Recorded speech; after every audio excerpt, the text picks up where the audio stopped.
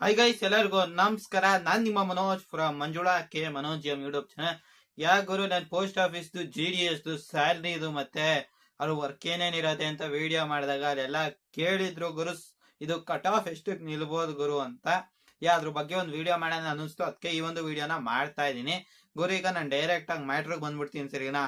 ನಿಮ್ಗೆ ಗುರು post office GDS salary ಸಿಗ್ಬೇಕಂದ್ರೆ ಗುರು, ನೀವು general ಅಂದ್ರೆ ಅನ್ರಿಸರ್ವ್ಡ್ ಕ್ಯಾಟಗರಿ ಆದ್ರೆ 95% ಮೇಲೆ ಇರ್ಬೇಕಾಗತ್ತೆ ಗುರು, ಸರಿನಾ. OBC ಆದ್ರೂ ಅಷ್ಟೇ ಗುರು, 95% ಮೇಲೆ ಇರ್ಬೇಕಾಗತ್ತೆ.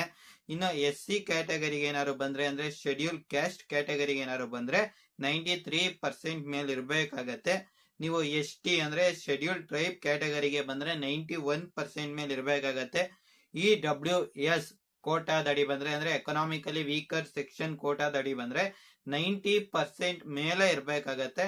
ಇನ್ನೇನಾದ್ರೂ ನೀವು ಪರ್ಸನ್ ವಿತ್ ಡಿಸೆಬಿಲಿಟಿ ಇದ್ರೆ ಗುರು 89% ಮೇಲೆ ಇರ್ಬೇಕಾಗತ್ತೆ ಗುರು.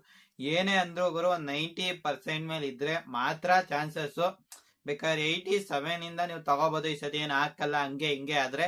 ಬಟ್ 85ಗಿಂತ ಕೆಳಗಡೆ ಇದ್ದಿ ಹಾಕಿದ್ರು ಐ ಹೋಪ್ ವೇಸ್ಟ್ ಅಂತ ಅನ್ಕೋತೀನಿ.